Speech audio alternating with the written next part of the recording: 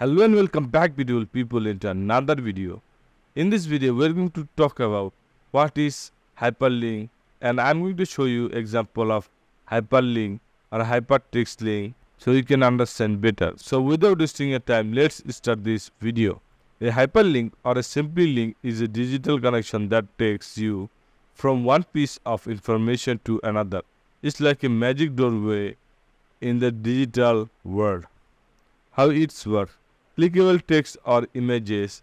You'll usually see a hyperlinks as underlined blue text, but it can also be an image or icon. Destination. Clicking on the hyperlinks takes you to a new web page, a specific part of the same page, or even different file. Now I'm going to show you real world examples so you can understand better.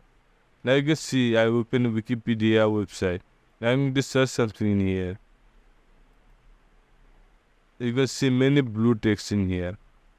All of this. If I select any of these, I can go another pages like this.